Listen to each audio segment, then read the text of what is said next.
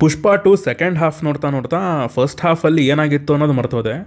ಪುಷ್ಪ to ಸಿನಿಮಾನ full ನೋಡಿ ಮುಗಿಸಿದ ಮೇಲಂತೂ ಪುಷ್ಪ ಪಾರ್ಟ್ ಒನ್ನಲ್ಲಿ ಏನೇನಾಗಿತ್ತು ಅನ್ನೋದೇ ಮರ್ತೋದೆ. ಟು ಬಿ ಹಾನೆಸ್ಟ್ ಸೀಕ್ವೆಲ್ ಅನ್ನೋ ಫೀಲೇ ಬರಲಿಲ್ಲ ನನಗೆ ಎಲ್ಲೂ. ಎಸ್, ಹಾಯ್ ಹಲೋ ನಮಸ್ಕಾರ, ನೀವು ನೋಡ್ತಾ ಇದ್ದೀರಾ ನನ್ನ ಪ್ರಕಾರ. ಹೆವಿ ಇಂಟೆಲಿಜೆನ್ಸ್ ತೋರಿಸಿದಾರೆ ಗುರು ಸಿನಿಮಾ ಟೀಮ್ ಅವರು. ಐ ಮೀನ್ ಸ್ಟೋರಿ ಟೆಲ್ಲಿಂಗಲ್ಲ, ಆಡಿಯನ್ಸ್ ಹತ್ರ ದುಡ್ಡು ಹೆಂಗೆ ದೋಚಬೇಕು ಅಂತ.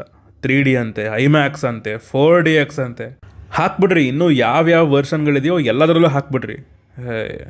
ಪುಷ್ಪ ಟು ದ ರೂಲ್ ಸಿನಿಮಾ ನೋಡ್ಕೊಂಡು ಬಂದಿದ್ದಾಯಿತು. ಮಾತಾಡುವ ಸಿನಿಮಾ ಕೊಟ್ಟಂತಹ ಎಕ್ಸ್ಪೀರಿಯೆನ್ಸ್ ಹೇಗಿತ್ತು, ನನಗೇನು ಇಷ್ಟ ಆಯಿತು, ನನಗೇನು ಕಷ್ಟ ಆಯಿತು ಅಂತೆಲ್ಲ.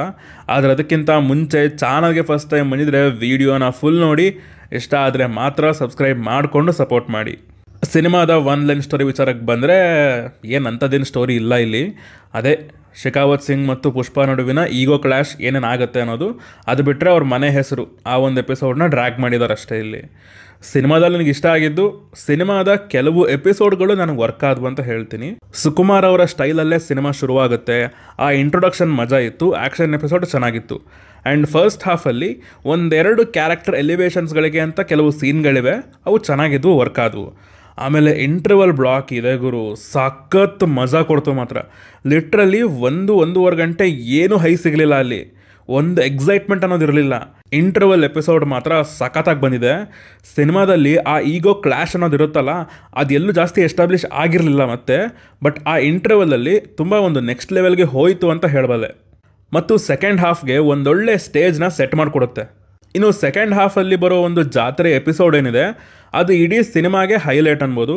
ಅದರ ಸೆಟಪ್ ಅಷ್ಟೊಂದು ಇಂಟ್ರೆಸ್ಟಿಂಗಾಗಿ ಅನ್ನಿಸ್ಲಿಲ್ಲ, ಬಟ್ ಆ ಎಪಿಸೋಡ್ ಶುರು ಆದಮೇಲೆ ಹೆವಿ ಮಜಾ ಇತ್ತು.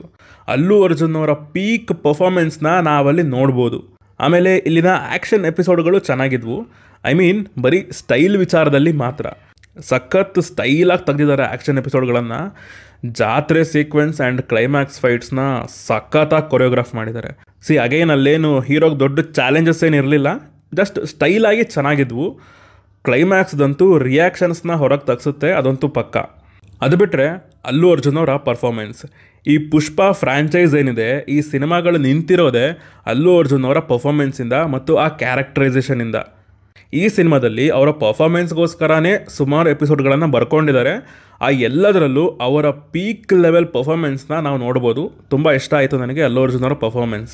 ಇನ್ನು ಸಿನಿಮಾದಲ್ಲಿ ನನಗೆ ಕಷ್ಟ ಆಗಿದ್ದು ಸುಕುಮಾರ್ ಅವರ ಕೆಲಸ. ಏನು ಕತೆ ಇದೆ ಅಂತ ಇಲ್ಲಿ, ಇದು ನನಗೆ ನಿಜವಾಗ್ಲೂ ಸೀಕ್ವೆಲ್ ಅನ್ನೋ ಒಂದು ಫೀಲ್ ಬರೆಸ್ಬಿಡ್ತು. ಫಸ್ಟ್ ಹಾಫಲ್ಲಂತೂ ಸೀಕ್ವೆಲ್ ಅನ್ನೋ ಫೀಲೇ ಬರಲಿಲ್ಲ ಅಲ್ಲಿ.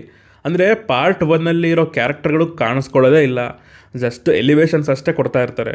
ಸಾಕಾಯಿಷ್ಟು ಸಿಂಪಲಾಗಿ ಹೇಳ್ತೀನಿ ಕೇಳಿ. ಇಲ್ಲಿ ಸೀಕ್ವೆಲ್ ಮಾಡೋದಕ್ಕೆ ಸ್ಟೋರಿಲಿ ಡೆಪ್ತ್ ಇಲ್ಲ. ಹೀರೋ ಕ್ಯಾರೆಕ್ಟರ್ ಬಿಟ್ಟು ಬೇರೆ ಯಾವುದೂ ಪವರ್ಫುಲ್ ಕ್ಯಾರೆಕ್ಟರ್ಗಳು ಇಲ್ಲಿಲ್ಲ. ಸೊ ಇವರಿಗೆ ಸೀಕ್ವೆಲ್ ಅಂದ್ಕೊಂಡು ದುಡ್ಡು ಮಾಡಬೇಕು. ಆಡಿಯನ್ಸ್ ಪಲ್ಸ್ನ ಸ್ವಲ್ಪ ಅರ್ಥ ಮಾಡ್ಕೊಂಡಿದ್ದಾರೆ. ಹಾಗೆ ಮಾರ್ಕೆಟಲ್ಲಿ ಏನೇನು ವರ್ಕ್ ಆಗ್ತಿದೆ ಅನ್ನೋದನ್ನು ತಿಳ್ಕೊಂಡಿದ್ದಾರೆ. ಅವೇನೇನೆಂದರೆ ಹೀರೋ ಎಲಿವೇಷನ್ಸ್ ಹಾಕು, ಮಲಯಾಳಂ ಆಡಿಯನ್ಸ್ಗೆ ಒಂದು ಸಾಂಗ್ನ ಇಡು, ಸ್ವಲ್ಪ ದೇವ್ರ ಎಪಿಸೋಡ್ಸ್ ಹಾಕು, ಅವು ವರ್ಕ್ ಆಗ್ತಾ ಇದ್ದಾವೆ. ಆಮೇಲೆ ಹೆಣ್ಣುಮಕ್ಳ ಮೇಲೆ ಹರಾಸ್ಮೆಂಟ್ ಅನ್ನೋ ಒಂದು ಪಾಯಿಂಟ್ನ ತಗೊಂಡು ಬಂದು ಕ್ಲೈಮ್ಯಾಕ್ಸ್ನ ಎಂಡ್ ಮಾಡಿಬಿಡು, ಅಷ್ಟೇ. ಇವುಗಳನ್ನು ಬ್ಯಾಲೆನ್ಸ್ ಮಾಡೋದಕ್ಕೆ ಅಲ್ಲೊಂದಿಷ್ಟು ಎಲಿವೇಷನ್ಸು, ವರ್ಕ್ ಆಗದೆ ಇರೋ ಮೆಲೋ ಡ್ರಾಮಾ, ಆಮೇಲೆ ವರ್ಸ್ಟ್ ಸಾಂಗ್ ಪ್ಲೇಸ್ಮೆಂಟ್ ಬಗ್ಗೆ ಮಾತಾಡಬೇಕು. ಆ ಫೀಲಿಂಗ್ಸ್ ಅನ್ನೋ ಒಂದು ಸಾಂಗ್ ಪ್ಲೇಸ್ಮೆಂಟ್ ಇದೆ ಗುರು, ಕ್ರಿಂಜ್ ಮ್ಯಾಕ್ಸ್ ಅನ್ನಿಸ್ತು ನನಗದು. ಇಡೀ ಸಾಂಗ್ ಮತ್ತು ಅದರ ಪ್ಲೇಸ್ಮೆಂಟ್ ರಶ್ಮಿಕಾ ಅವ್ರ ಪರ್ಫಾರ್ಮೆನ್ಸಿಂದನೋ ಅಥವಾ ಆ ಸೀನ್ ರೈಟಿಂಗಿಂದನೋ ಗೊತ್ತಿಲ್ಲ, ಆ ಫೀಲಿಂಗ್ಸ್ ಅನ್ನೋ ಒಂದು ಎಪಿಸೋಡ್ ಇದೆ ಸಿನಿಮಾದಲ್ಲಿ, ಅವು ತುಂಬ ಕ್ರಿಂಜ್ ಆಗಿದ್ವು ಅಂತ ಹೇಳ್ತೀನಿ. ಆಮೇಲೆ ನೋಡೋಕೆ ಅದೇ ಸೂಸೇಕೆ ಅಂತ ಒಂದು ಸಾಂಗ್ ಇದೆಯಲ್ಲ, ಅದು ಇದು ಎಂಥ ಸೀನ್ ಮಧ್ಯೆ ಪ್ಲೇಸ್ ಮಾಡಿದಾರಲ್ಲ ಆ ಸಾಂಗ್ನ ಅಂತ ಅನಿಸ್ಬಿಡ್ತು. ಅಲ್ಲೊಂದು ಕೋರ್ ಎಮೋಷನ್ ಇದೆ, ಅಲ್ಲಿ ಹೋಗಿ ಅರ್ಧಂಬರ್ಧ ರೊಮ್ಯಾಂಟಿಕ್ ಟ್ರ್ಯಾಕ್ ಹಾಕಿದ್ದಾರೆ. ಐ ಮೀನ್ ಸಾಂಗಲ್ಲೇನು ಜಾಸ್ತಿ ರೊಮ್ಯಾನ್ಸ್ ಇಲ್ಲ, ಅವರಿಬ್ಬರು ಲವ್ ಏನು ತೋರಿಸಿಲ್ಲ. ಆ ಪುಷ್ಪ ಕ್ಯಾರೆಕ್ಟರ್ ಬಗ್ಗೆ, ಅದರ ಒಂದು ಸಾಫ್ಟ್ ಸೈಡ್ ಬಗ್ಗೆ ಹೇಳಿದಾರೆ ಅಷ್ಟೇ ಅಲ್ಲಿ. ಬಟ್ ಅಗೈನ್ ಅದನ್ನು ಬೇರೆ ಒಂದು ರೀತಿಲೂ ಕನ್ವೆ ಮಾಡ್ಬೋದಿತ್ತು ಇನ್ನೂ ಎಫೆಕ್ಟಿವ್ ಆಗಿ ಅಂತ ಹೇಳ್ತೀನಿ. ಬಟ್ ಅಗೈನ್ ಇವ್ರಿಗೊಂದು ಕಮರ್ಷಿಯಲ್ ಎಲಿಮೆಂಟ್ಗಳು ಬೇಕಲ್ವಾ, ಅದಕ್ಕೆ ಹೋಗಿದ್ದಾರೆ. ಅವುಗಳನ್ನು ಯೂಸ್ ಮಾಡದೇ ಇರೋ ರಿಸ್ಕ್ನ ಇವರು ತಗೊಳ್ಳೋದಿಲ್ಲ. ಇನ್ನು ಸೆಕೆಂಡ್ ಹಾಫ್ ಅಂತೂ ಬಿಲೋ ಆ್ಯಾವರೇಜ್ ಅಂತ ಹೇಳ್ತೀನಿ. ಅಲ್ಲಿ ಏನಿದೆ ಗುರು ಅಲ್ಲಿ?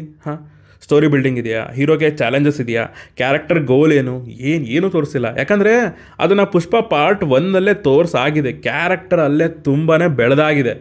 ಮೇಜರಾಗಿ ಇದ್ದಿದ್ದೆ ಇಲ್ಲಿ ಶೆಖಾವತ್ ಆ್ಯಂಡ್ ಪುಷ್ಪ ನಡುವಿನ ಈಗೋ ಕ್ಲಾಶ್ ಹೇಗಿರುತ್ತೆ ಅಂತ. ಶೆಖಾವತ್ ಕ್ಯಾರೆಕ್ಟರ್ ಬಂದ್ಬಿಟ್ಟು ಇಲ್ಲಿ ಕಾಮಿಡಿ ಪೀಸ್ ಆಗೋಗಿದೆ.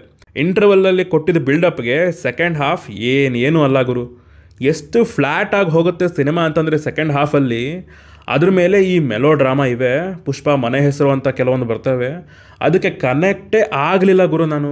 ಈವನ್ ಫಸ್ಟ್ ಪಾರ್ಟಲ್ಲೂ ಅದೇನು ಅಷ್ಟೊಂದು ಸ್ಟ್ರಾಂಗ್ ಎಮೋಷನ್ ಆಗಿ ನನಗೆ ವರ್ಕ್ ಆಗಿರಲಿಲ್ಲ. ಇಲ್ಲಿ ಅದು ಸ್ವಲ್ಪ ಮೇನ್ ಸ್ಟ್ರೀಮಾಗೇ ನಿಲ್ಲುತ್ತೆ, ಬಟ್ ಅದು ಯಾವುದೂ ಇಷ್ಟ ಆಗಲಿಲ್ಲ. ಐ ಮೀನ್ ಆ ತಾಯಿ ಕ್ಯಾರೆಕ್ಟರ್ಗೆ ನಾವು ಕನೆಕ್ಟ್ ಆಗಿಲ್ಲ. ಆ ಅಮ್ಮಂಗೆ ಪಾಪಿಲ್ ಪರ್ಫಾರ್ಮೆನ್ಸ್ ಮಾಡೋಕ್ಕೆ ಕೆಲವೊಂದು ಡೈಲಾಗ್ಗಳೇ ಇಲ್ಲ, ಏನೊಂದು ಸೀನ್ ಅಂತ ಇಲ್ಲ ಅವ್ರಿಗೆ ಪರ್ಫಾರ್ಮೆನ್ಸ್ ಮಾಡೋಕ್ಕೆ. ಸುಮ್ಮನೆ ಫ್ರೇಮ್ಸ್ ಮಧ್ಯೆ ಬರ್ತಾರೆ, ನಿಂತ್ಕೊತಾರೆ, ನೋಡ್ತಾರೆ, ಕಣ್ಣೀರು ಹಾಕ್ತಾರೆ, ಸ್ವಲ್ಪ ನಗ್ತಾರೆ, ಹೋಗ್ತಾರೆ. ಹಾಂ, ಅದೊಂಥರ ಕ್ಲೂಲೆಸ್ ಕ್ಯಾರೆಕ್ಟರ್ ಥರ ಆಡ್ತಾ ಇರುತ್ತೆ ಸಿನಿಮಾದಲ್ಲಿ. ಆಮೇಲೆ ಕ್ಲೈಮ್ಯಾಕ್ಸ್ಗೆ ರಪಕ್ ಅಂತ ಎಲ್ಲಿಂದ ಎಲ್ಲಿಗೋ ತಂದು ಯಾವ್ಯಾವ ಕ್ಯಾರೆಕ್ಟರ್ಗಳ ಅಣ್ಣನ ಮಕ್ಕಳು ತಮ್ಮನ ಮಕ್ಕಳು ಅಂತ ಸೇರಿಸಿ ಲಿಂಕ್ ಮಾಡಿ ಒಂದು ಫೈಟ್ ತೋರಿಸಿ ಜೈ ಅಂತ ಮುಗಿಸ್ತಾರೆ. ಸೆಕೆಂಡ್ ಹಾಫಲ್ಲಿ ಸಿನಿಮಾ ಮೊಮೆಂಟಮ್ನೇ ಕಳ್ಕೊಂಡಿದೆ. ಇವನ್ ಫಸ್ಟ್ ಹಾಫಲ್ಲೂ ಸಿನಿಮಾದ ಒಂದು ಪ್ಲಾಟ್ ಏನು, ಅದ್ರ ಗೋಲ್ ಏನು ಅಂತ ತಿಳ್ಕೊಳ್ಳೋದಕ್ಕೆ 1 ಗಂಟೆ ಕಾಯಬೇಕಾಯಿತು. ಸೆಕೆಂಡ್ ಹಾಫಲ್ಲಿ ಆ ಒಂದು ಪರ್ಪಸ್ನ ಎಷ್ಟು ಬೇಗ ಮುಗಿಸ್ತಾರೆ ಅಂತಂದರೆ ಅದು ನಮಗೆ ಮರೆತೇ ಹೋಗ್ಬಿಡುತ್ತೆ ಸಿನಿಮಾದಲ್ಲಿ ಆ ಥರದೊಂದು ಎಲಿಮೆಂಟ್ ಇತ್ತು ಅಂತ. ಇಲ್ಲೇನಂದರೆ ಹೀರೋ ಇಸ್ ದ ಅಲ್ಟಿಮೇಟ್ ಅಷ್ಟೇ. ಪಾರ್ಟ್ 1ಅಲ್ಲಿ ಕೆಲವೊಂದು ಕ್ಯಾರೆಕ್ಟರ್ಗಳು ರಿವೆಂಜ್ ತಗೊಳಕ್ಕೆ ಇರ್ತವೆ, ಇಲ್ಲೂ ಅವು ಬರ್ತವೆ, ಕಣ್ಣಿಗೆ ಕಾಣಿಸ್ಕೋತಾವೆ ಅಷ್ಟೇ, ಅವು ಏನು ಮಾಡಲ್ಲ ಆ ಕ್ಯಾರೆಕ್ಟರ್ಗಳು. ಈಗ ಪುಷ್ಪ 3 ದ ರ್ಯಾಂಪೇಜಲ್ಲೂ ಅದನ್ನೇ ಮಾಡೋರಲ್ಲ, ಮತ್ತೆ ಅವೇ ವಿಲನ್ಗಳು. ಸೆಕೆಂಡ್ ಪಾರ್ಟಲ್ಲಿ ಯಾಕೆ ಬಂದಿಲ್ಲ ಅನ್ನೋದಕ್ಕೆ ರೀಸನ್ ಕೂಡ ಇಲ್ಲ. ಧನಂಜಯ್ ಅವರೇ, ದಯಮಾಡಿ ನಿಲ್ಲಿಸ್ಬಿಡಿ ಇಂಥ ರೋಲ್ಗಳನ್ನು. ಟ್ರೈಲರ್ ನಮ್ಮನ್ನು ನಿಜವಾಗ್ಲೂ ಬಕ್ರಾ ಮಾಡಿದೆ ಅಂತ ಹೇಳೋಕೆ ಇಷ್ಟಪಡ್ತೀನಿ. ಅದರಲ್ಲಿರೋ ಎಷ್ಟೊಂದು ಫ್ರೇಮ್ಸ್ಗಳು, ಸೀನ್ಸ್ಗಳು ಸಿನಿಮಾದಲ್ಲಿ ಇಲ್ಲವೇ ಇಲ್ಲ. ಐ ಮೀನ್ ಅವು ಪಾರ್ಟ್ 3 ಇರ್ಬೋದೇನೋ ಗೊತ್ತಿಲ್ಲ. ಇನ್ನು ಮ್ಯೂಸಿಕ್ ಕನ್ಸಿಸ್ಟೆನ್ಸಿ ಅನ್ನೋದೊಂದು ಇರುತ್ತೆ ಸಿನಿಮಾದ ಮ್ಯೂಸಿಕ್ಕಲ್ಲಿ. ಅಂದರೆ ಆ ಸಿನಿಮಾದ ಫ್ಲೇವರ್ನ, ಆ ಸಿನಿಮಾದ ಒಂದು ಕೋರ್ ಎಮೋಷನ್ನ, ಥೀಮ್ನ ಅವುಗಳು ಕನ್ವೆ ಮಾಡ್ತಿರ್ತವೆ. ಅವುಗಳು ನಮಗಿಲ್ಲಿ ಸಿಗಲ್ಲ. ಅದೇ ಹೇಳಿದ್ನಲ್ಲ, ಕೆಲವೊಂದು ಎಲಿವೇಷನ್ ಸೀನ್ಸ್ ಇವೆ ಅಂತ, ಅವುಗಳಿಗೆ ಸುಮ್ಮನೆ ಉಧೋ ಅನ್ನಂಗೆ ಬೇರೆ ಬೇರೆ ಮ್ಯೂಸಿಕ್ ಡೈರೆಕ್ಟರ್ಗಳನ್ನು ಕರೆಸಿ ಕೊಡಿಸಿದಾರೆ ಅಷ್ಟೇ ಮ್ಯೂಸಿಕ್ನ. ಅದು ನಿಜವಾಗ್ಲೂ ನನಗೆ ವರ್ಕ್ ಆಗಲಿಲ್ಲ ಗೈಸ್. DSP ಅವರ ಸಾಂಗ್ಸು ಪುಷ್ಪ ಪಾರ್ಟ್ 1ನಲ್ಲೇ ನನಗೇನು ಇಷ್ಟ ಆಗಿರಲಿಲ್ಲ. ಫ್ಲುಕ್ಕಲ್ಲಿ ಹಿಟ್ ಆಗೋದು ಅವೆಲ್ಲ. ಇವಾಗ ಎಲ್ಲ ಮಾರ್ಕೆಟ್ನ ಅನಲೈಸ್ ಮಾಡಿ ರೀಲ್ಸ್ಗೆ ಅಂತಾನೆ ಸ್ಟೆಪ್ಸ್ನ ಈಸಿ ಆಗೋ ಥರ ಇಟ್ಟು ಏನೋ ಮಾಡೋಕ್ಕೆ ಹೋಗಿದ್ದಾರೆ ಸಾಂಗ್ಸಲ್ಲಿ. ಇವನ್ ಅವು ಕೂಡ ನನಗೆ ಆ್ಯಾವ್ರೇಜ್ ಅನಿಸಿದ್ವು. ಸಿನಿಮಾಟೋಗ್ರಫಿ ಒಂದು ಚೆನ್ನಾಗಿದೆ, ಫ್ರೇಮ್ಸ್ಗಳು ಚೆನ್ನಾಗಿ ಕಾಣಿಸ್ತಾ ಇದ್ವು ಸಿನಿಮಾದ ತುಂಬ. ಓವರಾಲ್ ಆಗಿ ನನ್ನ ಪ್ರಕಾರ ಇದೊಂದು ಸೀಕ್ವಲ್ ಅಲ್ಲ ಗೈಸ್. ನಂಗೆ ಸಿನಿಮಾ ಇಷ್ಟ ಆಗಲಿಲ್ಲ. ಸೆಕೆಂಡ್ ಪಾರ್ಟ್ಗೆ ಸ್ಟೋರಿ ಏನಿಲ್ಲ ಅಲ್ಲಿ. ಇನ್ನು ಥರ್ಡ್ ಪಾರ್ಟ್ ಬೇರೆ ಮಾಡ್ತೀರ ಅಂದ್ಕೊಂಡು ಕುಂತವ್ರೆ. ಯಪ್ಪ ದೇವರೇ, ಇಷ್ಟ ಕಣ್ರಪ್ಪ ನನಗೆ ನೋಡಿ ಹೇಳಬೇಕನ್ಸಿದ ವಿಚಾರಗಳು. ನೀವೇನಾದರೂ ಸಿನಿಮಾ ನೋಡಿದರೆ ನಿಮಗೇನು ಅನ್ನಿಸ್ತು ಅನ್ನೋದನ್ನು ಕೆಳಗಡೆ ಕಮೆಂಟ್ಸಲ್ಲಿ ತಿಳಿಸಿ. ಸಿಗೋಣ ಮುಂದಿನ ವಿಡಿಯೋದಲ್ಲಿ. ಬಾಯ್.